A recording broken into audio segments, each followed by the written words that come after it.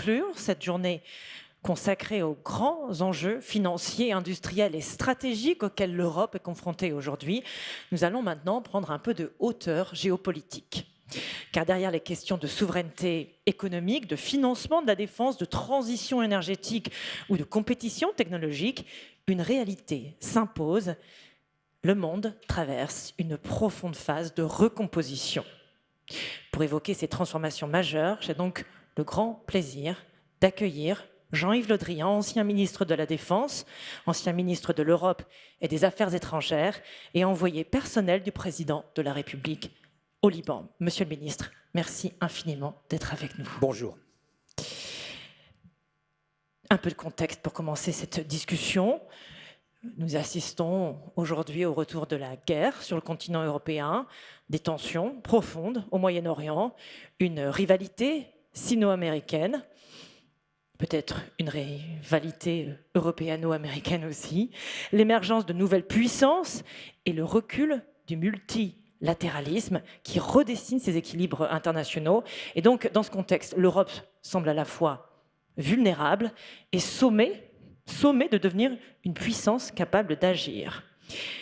J'aimerais évoquer avec vous ce que vous décrivez comme une période de rupture.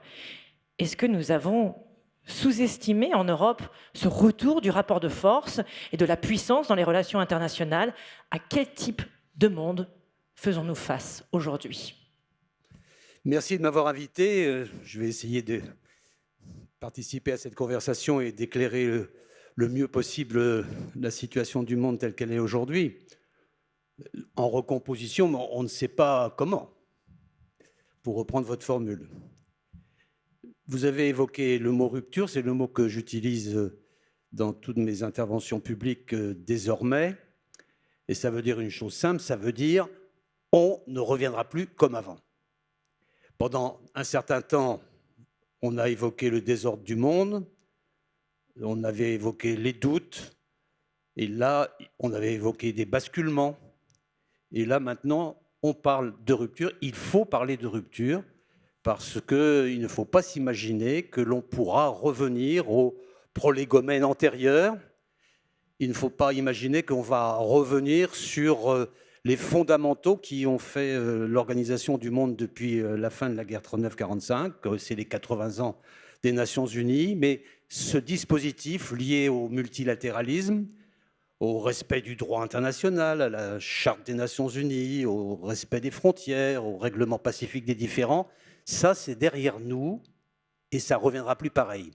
Et donc, il ne faut pas qu'on rêve à un retour. Il faut appréhender la réalité telle qu'elle est ou telle qu'on peut la percevoir en disant en plus que cette rupture, elle est brutale. Elle est d'autant plus brutale que l'on vient de passer, avant cette rupture, une période que certains ont appelée la mondialisation heureuse. C'est-à-dire une période où, finalement, la croissance était partout, les chaînes de valeur se répartissaient sur l'ensemble de la planète. À la fin de l'Union soviétique, on avait le sentiment qu'on rentrait dans une autre période dont chacun pouvait profiter. Et le point d'orgue de cette période, c'est bien l'entrée de la Chine dans l'Organisation mondiale du commerce en 2001, c'est le summum. Bref, tout cela se déroulait de manière relativement positive sous la tutelle sécuritaire de l'hyperpuissance américaine. Et tout à coup, patatras, en très peu de temps, tout ça s'écroule brutalement et nous sommes devant l'inconnu. C'est ça la difficulté qui nous angoisse. Et je voudrais rajouter dans la description de ce qui s'est passé le fait que pendant une vingtaine d'années à peu près, il y a eu, je pense que ça doit concerner vos propres activités, une espèce de convergence progressive entre l'ordre géopolitique et l'ordre géoéconomique. Progressivement, les deux espaces ont été amenés à se confondre. Et là, aujourd'hui, ce n'est plus le cas. La géopolitique s'impose à la géoéconomique et du même coup, la géoéconomique se fragmente dans un univers qui est de plus en plus fragmenté. Alors voilà, la situation est brutale. elle est radicale et elle prend divers aspects, et en particulier le retour de la violence, le fait que la force prime sur le droit, le fait que le droit soit évacué, même parmi ceux qui auparavant en étaient porteurs ou garants, que ce soit le droit de la guerre, que ce soit le droit humanitaire, que ce soit le droit international dans toute son ampleur. Et nous sommes devant une situation qui reste très préoccupante, parce que la violence étant désinhibée, la force crée le droit. C'est le thème à la fois du président Trump et du Premier ministre Netanyahou, c'est la référence permanente. La paix par la force. J'essayerai de vous dire tout à l'heure que ça ne marche pas, mais en tout cas, c'est le slogan. La paix par la force. Et la force par tous les moyens, et donc sans limite et sans blocage de qui que ce soit. Y compris d'ailleurs dans une violence désinhibée qui fait qu'on truque la vérité, on la perturbe, on la relativise. Il n'y a pas la vérité et la contre-vérité se valent. On est même parfois devant des inversions accusatoires sur les événements, en particulier, je pense à la crise ukrainienne, où finalement le discours de la Russie dit que c'est l'Ukraine qui est l'agresseur. On est devant ce discours-là. Mais plus globalement, je voudrais revenir sur trois éléments qui me semblent majeurs. Nous sommes dans une phase de retour et de nostalgie des empires. C'est le retour au XIXe siècle dans une chaîne de valeur du XXIe siècle, ce qui rend les choses un peu compliquées et qui amène aussi les déboires sur la politique tarifaire du président Trump. Mais c'est ça, la réalité, c'est le retour des empires. Et je voudrais prendre un exemple qui est très révélateur et qui ne vous a pas échappé, j'imagine. En août dernier, vous rappelez-vous, c'est le sommet Trump-Poutine à Anchorage, en Alaska, première rencontre. Et vous avez pu voir sortir de l'avion mon ex-camarade de jeu, Sergueï Lavrov, ministre des Affaires étrangères de la Russie, qui généralement est bien habillé de sa personne, mais il est sorti de l'avion en t-shirt. Et le t-shirt, c'était le t-shirt de l'Union soviétique. Rappelez-vous. Ces photos-là ont circulé un peu, mais c'était très révélateur. Nous voulons retrouver notre empire d'avant, qu'il soit soviétique ou qu'il soit tsariste, à la limite. Nous rentrons dans une politique de revision des frontières. Nous sommes dans le revisionnisme historique. Et que tout le monde le sache, je l'affiche comme cela en allant à Anchorage discuter et négocier avec le président Trump. C'est très révélateur. Mais le retour des empires, c'est aussi le continentalisme américain. Quand le président Trump parle du Canada comme 51e État des États-Unis, quand on a des envies qui ne sont pas encore arrêtées sur le Groenland, quand on s'intéresse de près au Venezuela, quand on essaye de capturer le canal de Panama, quand on est en train maintenant de s'occuper de Cuba, nous sommes dans le retour de l'empire. Mais c'est aussi vrai pour les Chinois qui ont pour empire la mer de Chine méridionale et en perspective Taïwan. Et vous comprenez plus facilement la préoccupation impériale, navale ou maritime plutôt de la Chine quand vous prenez une carte et vous inversez la carte et vous regardez l'ensemble de l'autre côté, et vous voyez que pour la Chine, eh bien évidemment, la mer devient un enjeu majeur et c'est sans doute un enjeu stratégique qu'il faut protéger. L'Empire revient. L'Empire revient par les routes de la soie et l'Empire revient par le positionnement militaire. On en parlera peut-être tout à l'heure, mais c'est vrai aussi de la Turquie, qui a le rêve de l'Empire ottoman. C'est vrai aussi pour l'Iran. Nous sommes dans le retour des empires, dans une situation économique qui est celle du XXIe siècle, d'où les difficultés. Et nous sommes dans le retour des empires avec la paix par la force ou la force désinhibée, ce qui rend le monde dans une situation extrêmement préoccupante. Vous décrivez ce réveil assez brutal, ici en Occident, après une période assez euphorique, surtout celle des années 90, d'accélération de la mondialisation, de la fin de l'histoire, pour reprendre le titre de ce livre très connu de Francis Fukuyama, l'apogée finalement des démocraties libérales. Et aujourd'hui, un nouveau désordre, disons, mondial, un retour des empires, c'est comme ça que vous le décrivez. Est-ce qu'on assiste ici à la fin d'un monde dominé par l'Occident au profit d'un ordre plus fragmenté, plus transactionnel, plus brutal, plus violent et plus multipolaire? Je n'ai pas tout à fait fini de vous faire le descriptif, mais ça va me permettre de faire le lien avec votre interrogation. Je n'ai pas tout à fait fini parce que dans cet ensemble-là, il y a 2-3 autres éléments qu'il faut prendre en considération.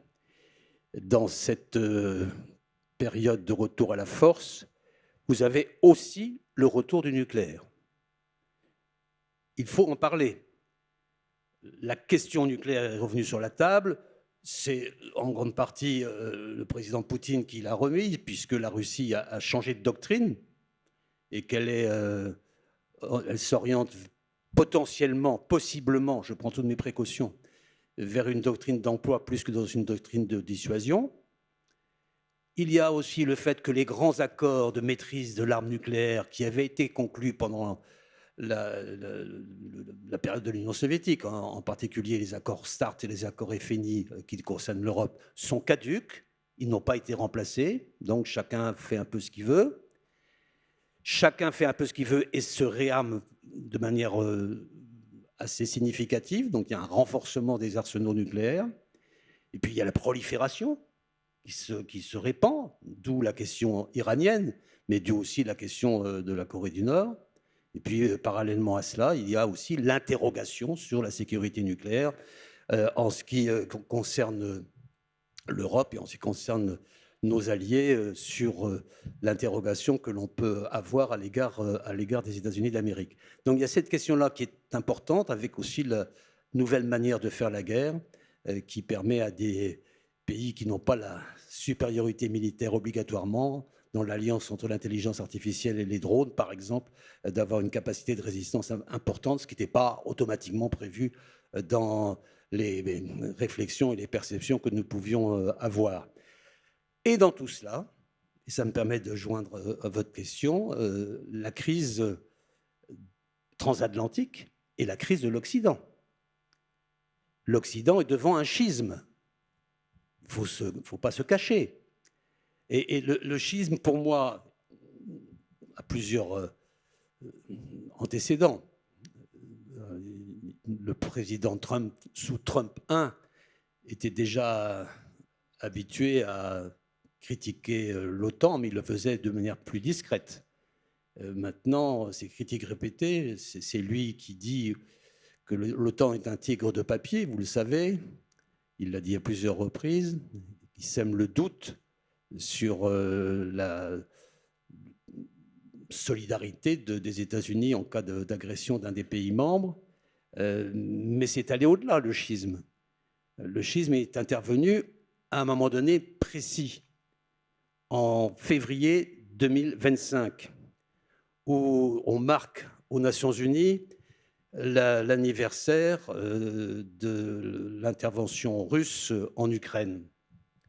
Et là, il y a une résolution qui est proposée par laquelle les États qui votent ce texte condamnent l'agression de la Russie en Ukraine pour marquer l'anniversaire. Et pour la première fois, les États-Unis ont voté contre. Rappelez-vous cela. Ils ont voté contre, et ce n'était pas une erreur, ils l'ont fait 2 fois de suite à 1 mois d'intervalle. Et ils ont voté avec les 19 pays qui ont voté contre, même la Chine s'est abstenue, qui sont la Corée du Nord, le Venezuela de l'époque, la Biélorussie et toute une série de grandes démocraties de ce type, qui ont voté contre. Et là, il y a eu, à mon avis, une prise de conscience que quelque chose de lourd est en train de se passer et que s'amorçait un schisme occidental qui s'est manifesté après par plusieurs interventions, y compris d'ailleurs la stratégie nationale de sécurité des États-Unis. C'est un document majeur qui a été publié au mois de décembre, et dans lequel il y a des attaques sur l'impuissance de l'Europe, des attaques sur la dégénérescence de l'Europe, sur le fait qu'en Europe, il faut soutenir les partis dits patriotiques, c'est-à-dire les partis d'extrême droite, sur le fait que l'Europe limite la liberté d'expression. Bref, une condamnation idéologique de nos propres démocraties. Il y a rupture là aussi. Et c'est dans ce contexte-là qu'il nous faut maintenant réfléchir, en sachant que les empires dont je parlais tout à l'heure ont aussi provoqué des espèces de zones d'influence autour d'eux. Je m'occupe de mes affaires, tu t'occupes des tiennes et je t'embête pas. Et nous sommes dans cette atmosphère-là, dans cette problématique-là. Alors justement, on l'a évoqué toute la journée, l'Europe est face à ses vulnérabilités, avec ce désengagement relatif, enfin plus ou moins relatif des États-Unis, la montée en puissance de la Chine, les tensions persistantes au Moyen-Orient. L'Europe est prise entre plusieurs pôles de puissance. Est-ce que le temps de la naïveté européenne est vraiment révolu? Et surtout, face à cela, est-ce que l'Europe a les moyens politiques, industriels, militaires, financiers de son autonomie stratégique? Et autre chose, on a une Allemagne qui change profondément de doctrine stratégique et industrielle, face à une France qui a des contraintes budgétaires que l'on connaît. Bon, est-ce que tout ça, ce n'est pas aussi une opportunité pour l'Europe? Ou est-ce qu'on a face à nous ce risque d'une Europe de la défense, notamment à plusieurs vitesses? L'Europe est d'abord confrontée à un problème majeur, c'est qu'il y a un conflit de haute intensité en Europe. Et ça ne s'était pas produit. Il y a eu la crise yougoslave, mais qui était quand même très différente dans son contenu et dans ses conséquences. Et ça ne s'était pas produit depuis la fin de la dernière guerre mondiale. Et ça ne manque pas d'interroger, d'autant plus qu'il faut qu'on se dise ensemble, je pense que dans les débats français, ce n'est pas assez entendu, que les menaces sont toujours devant nous. Notre propre rapport sur la sécurité nationale, qui est le document de référence pour notre propre sécurité, dit très clairement qu'il y a une menace à partir de 2030 d'un conflit de haute intensité en Europe. Ce n'est pas du baratin. Quand je lis Keir Starmer il y a 3 jours, qui dit la même chose au peuple britannique. Quand je vois les rapports des services allemands ou des services polonais qui sortent des documents, oui, il y a danger. Donc l'Europe est confrontée à cette situation, elle est en danger. Nous sommes en danger si nous ne prenons pas les moyens. Et d'autre part, nous sommes relativement seuls face à cette nécessité en raison des éléments que j'indiquais tout à l'heure, en sachant, je ne l'ai pas cité, mais il faut quand même le dire là, qu'à l'autre bout là-bas, il y a Ramina Grobis, le chat qui dort un peu et qui regarde tout ce qui se passe pour éventuellement en tirer des bénéfices plus lourds et plus rapides, qui s'appelle la Chine, dont on parlera peut-être dans un instant, mais qui a comme rêve de créer un nouvel ordre mondial juste. Rappelez-vous cela. Il y a peu de temps, il y a eu ce sommet à Tianjin de l'organisation de Shanghai, qui est présidée par la Chine, où on se trouvait, entre autres, Poutine, qui était là, le président de Corée du Nord, mais d'autres, et où Xi Jinping a fait le grand discours en disant qu'il fallait ensemble préparer le nouvel ordre mondial juste. Il y a cette alternative-là qu'il faut prendre en considération tout le temps. Mais je reviens à l'Europe, elle est face à son destin. Elle est face à son destin et je pense que la prise de conscience, elle a mis du temps à se faire, mais elle se fait plus rapidement maintenant qu'il y a encore quelques mois, parce qu'elle sait qu'elle doit choisir entre l'allégeance.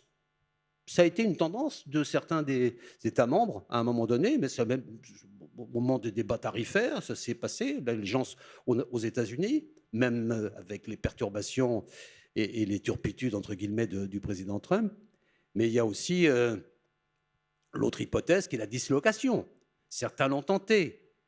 Ça n'a pas marché. Viktor Orban a été remercié. Mais c'est une tentation.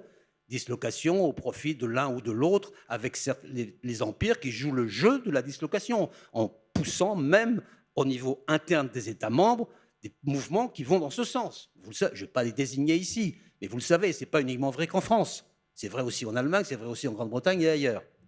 C'est ou bien l'allégeance, ou bien la dislocation, ou bien la souveraineté. Il n'y a pas quatre voies. Et je pense que l'Europe est en train de prendre le chemin de la souveraineté. Le chemin de la souveraineté, ça signifie qu'on y croit.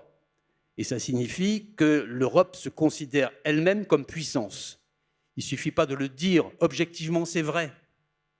Si on regarde les avantages, les atouts de l'Europe, c'est le meilleur marché du monde, c'est un pays un ensemble qui épargne beaucoup, vous avez dû en parler, c'est un ensemble qui innove beaucoup, c'est une population active, une population innovante. Bref, il y a tous les éléments pour s'affirmer puissance. Mais on ne le fait pas en tant que tel, parce qu'il y a l'histoire, parce qu'il y avait le lien majeur avec les États-Unis d'Amérique, parce que l'Europe était d'abord faite pour être un marché intérieur et non pas pour avoir cette dimension géopolitique. Il faut que l'Europe s'assume comme puissance géopolitique, et elle a commencé à le faire malgré les vicissitudes. Et cette prise de conscience, à mon avis, elle est accélérée. Elle a commencé à le faire au niveau industriel. Je crois que le mot politique industrielle n'est plus un gros mot. Il fut un temps où ça l'était. Dès qu'on parlait de cela, de politique industrielle, on avait le sentiment, quand on disait ça, c'était aussi la position de la France, qu'on était déjà pré-soviétique. Mais maintenant, on le dit, non seulement on le dit, mais on l'assume. Et on l'assume même récemment avec le texte qui a été proposé par le commissaire Séjourné, pour ne pas le citer, sur l'accélération industrielle, l'accélérateur industriel, sur le Made in Europe. On assume ça totalement, alors qu'il y a encore quelques mois, c'était inimaginable. On assure le paquet numérique qui a été déposé il y a 4 ou 5 jours par la Commission européenne pour le débat au Parlement européen. Bref, cette prise de conscience, elle a lieu. On a mis en place des dispositifs de précaution, de protection, même si ça met du temps. Je trouve que c'est en route et il y a une phase d'accélération. Il y avait eu le rapport Draghi qui avait fait l'objet de soutien public important, mais qui n'était pas encore mis en œuvre. Et aujourd'hui, là aussi, avec un peu de retard sans doute, on le met en œuvre à la fois sur la simplification, sur la mobilisation de l'épargne européenne, sur l'innovation, sur le retour des investissements. Mais vous avez sûrement évoqué tout cela dans vos propos aujourd'hui. Bref, je suis plutôt optimiste sur cette prise de conscience-là. Aujourd'hui, le problème le plus important, c'est qu'on se considère nous-mêmes comme puissance et que le mot préférence européenne, qu'on en avait beaucoup de mal à utiliser parce que le libre-échangisme majeur dominait largement et on n'en prenait pas toutes les conséquences négatives qu'il pouvait y avoir sur notre Europe. Aujourd'hui, ce mot-là est maintenant utilisé par tout le monde quasiment, y compris par les Allemands. Alors je dis ça pour la politique industrielle, mais le sujet important, c'est aussi la politique de défense. Moi, je reste... il va y avoir un sommet de l'OTAN bientôt. Hein, je vous conseille de suivre parce que ça tombe, c'est en début du mois prochain. En plus, c'est à Ankara, donc bon, vous ne pouvez pas faire mieux. Mais ça va être un moment très, très révélateur et très significatif. Je suis de ceux qui pensent qu'il faut que les Européens européanisent l'OTAN et que nous nous organisons ensemble pour faire en sorte que le pilier européen de l'OTAN soit un pilier efficace, dissuasif, suffisamment fort pour affirmer la puissance des Européens. Et je pense que c'est en route parce que d'abord les Européens ont décidé d'augmenter leur contribution à l'effort de défense, parce que la prise de conscience des risques et des menaces que j'évoquais tout à l'heure, elle est là au moins au niveau de nos propres dirigeants. Mais aussi, c'est en route aussi parce qu'ils ont traduit dans les engagements financiers cette volonté-là. C'est en route parce qu'ils se sont donné les instruments, y compris de prêts et de mobilisation financière collective. C'est en route aussi parce que c'est à l'intérieur de l'OTAN que chacun envisage de faire cette démarche-là. Nous sommes 32 dans l'OTAN, les États-Unis c'est 1. Donc si les 31 autres, puis je pense qu'on peut avoir le soutien du Canada, le Premier ministre du Canada se déclare très, très européen dans cette période, donc pourquoi pas. Et là, on peut avoir une force qui soit significative. Mais je vais venir à l'Allemagne. J'allais vous relancer là-dessus parce que j'ai plus beaucoup de temps. Oui, exactement. J'avais pas encore vu le décompte, mais oui, j'ai plus beaucoup de temps.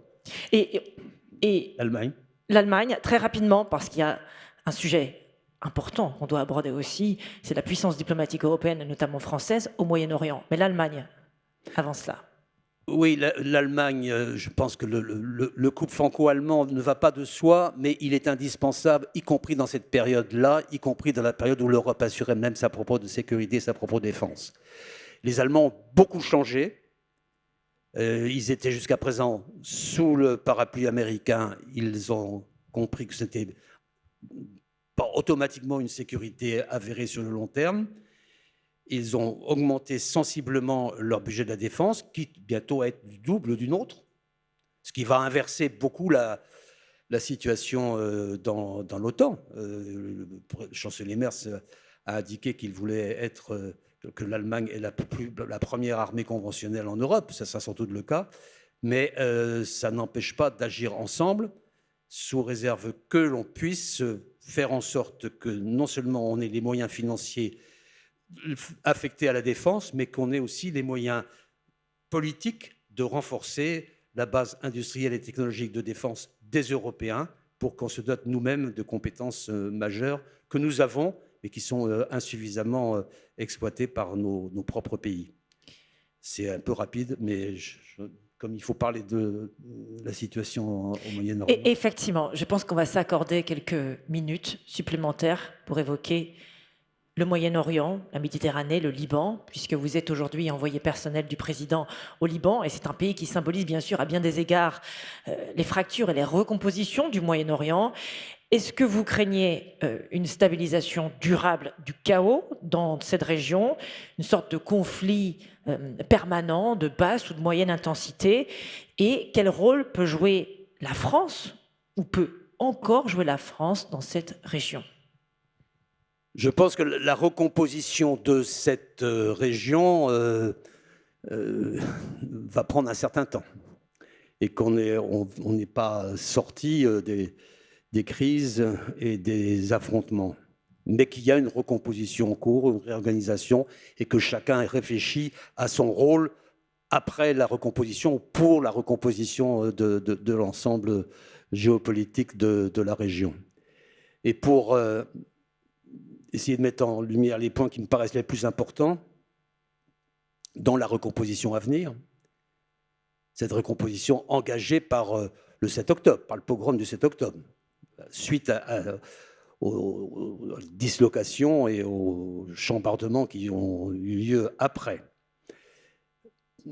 Quelques observations. La première, je suis désolé de le rappeler, parce qu'on l'oublie, quoi qu'il arrive, la question palestinienne restera toujours là. Et la grande leçon de la nouvelle donne, c'est que si le processus qu'on a appelé processus d'Abraham n'a pas abouti, et c'est en grande partie parce qu'ils avaient oublié la question palestinienne. Elle est toujours là. On n'en parle plus. La question de Gaza reviendra. Je le dis parce qu'il faut avoir tout ça en arrière-plan à un moment donné. Vous voyez bien cela. Deuxièmement, nous sommes face à une surpuissance israélienne, avec une volonté par derrière de réorganiser l'ensemble de la région à son profit, dans une attitude qui est basée sur la paix par la force. Le problème, c'est que ça ne marche pas, la paix par la force. Ça marche nulle part, et ça ne marche pas au Moyen-Orient. On va en dire deux mots sur l'Iran, mais il faut avoir ça en tête. Menant des guerres ou des conflits, à la fois au Liban, à la fois en Irak, à la fois en Syrie, à la fois contre les Houthis. Bref, c'est un ensemble complet qui aboutit à des tensions et à un état de guerre permanent, mais avec une surpuissance.